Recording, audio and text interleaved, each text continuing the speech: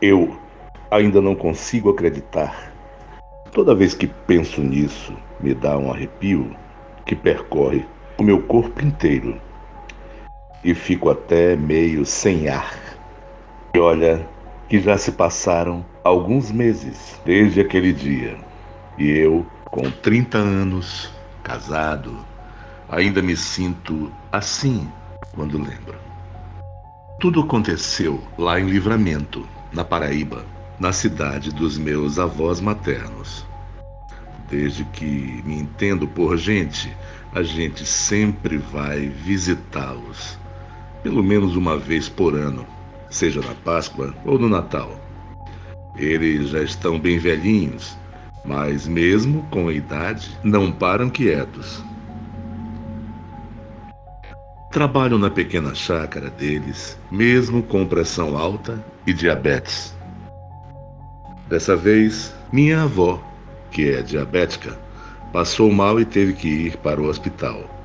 Minha mãe, preocupada, me pediu para acompanhar ela, já que meu pai não podia ficar. Então, fiz as malas e fui sozinho, sem meus filhos.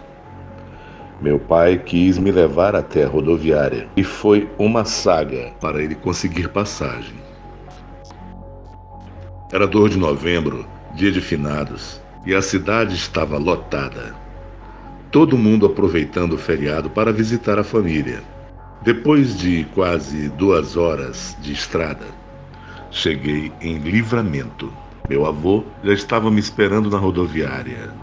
Assim que desci do ônibus, dei um abraço nele e fomos direto para o hospital. Chegando lá, conseguimos ver minha avó, mesmo sendo tarde.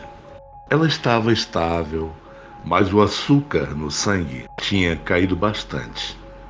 Um pouco depois, uma prima apareceu de surpresa e disse que ficaria com minha avó. Assim, meu avô e eu voltamos para casa para ele descansar. A gente saiu do hospital um pouco antes da meia-noite e as ruas estavam abarrotadas de gente. Parecia carnaval. Foi difícil até de andar. Quando a gente conseguiu chegar na rua principal, estava pior ainda, uma multidão. No meio do caminho, meu avô encontrou um amigo e começaram a conversar. Eu já estava apertado para ir ao banheiro e desesperado. Falei que precisava ir. Ele me deu a chave de casa e disse para eu ir na frente, que ele me alcançava depois. Coloquei as malas no ombro e fui andando pela rua, que eu conhecia bem, mas a quantidade de gente era absurda e eu não conseguia andar direito. E para piorar, a vontade de ir ao banheiro só aumentava. Eu já estava ficando desesperado, quase fazendo nas calças. Foi aí que decidi pegar uma rua lateral. Entrei na primeira esquina à direita e, para minha surpresa, quase não tinha ninguém por lá.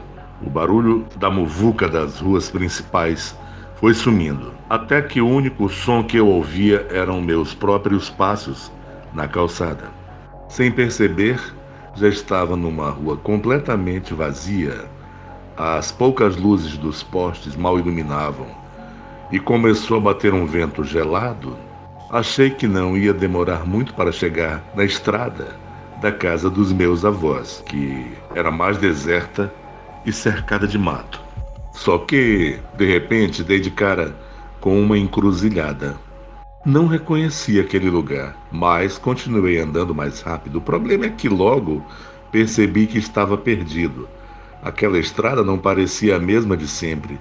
À direita tinha uma cerca alta, infinita, e à esquerda um caminho que levava para uma mata fechada. Pensei que talvez as coisas tivessem mudado desde a última vez que estive por lá e que logo ia achar a casa dos meus avós. Resolvi seguir pela estrada de terra.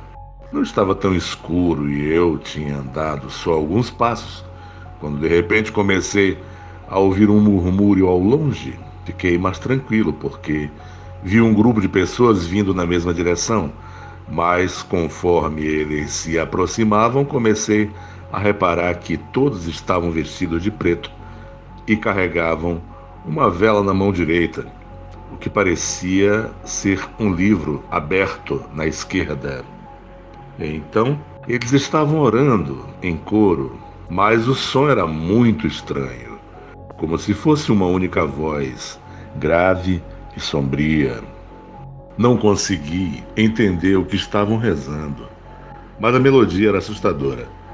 Na hora lembrei que a minha avó tinha comentado uma vez sobre procissões que acontecem à meia-noite no dia de finados, onde o pessoal se reunia para rezar pelos mortos. Só que à medida que o grupo chegava mais perto, comecei a notar que algo estranho. Não tinha nenhuma criança entre eles, só adultos. E mais, parecia que eles estavam flutuando em vez de andar. Eu parei meio paralisado, achando que talvez fosse uma brincadeira pesada do pessoal da cidade. Algo para assustar quem estava passando por ali. Mas quando eles ficaram a poucos metros de mim, vi que uma névoa fina acompanhava os passos deles, flutuando ao redor dos joelhos. Foi quando olhei para os rostos deles e o pavor me dominou. Senti um arrepio que percorreu o meu corpo e minha pele se arrepiou. Eles não tinham olhos, só se viam aqueles buracos negros em um rosto deformado.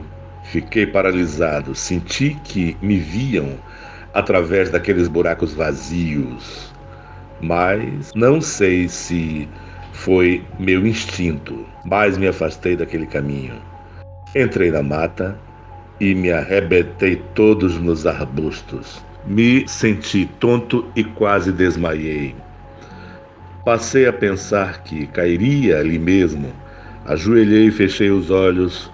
Posso jurar que senti como eles passavam lentamente ao meu lado, com rajadas de vento muito frio.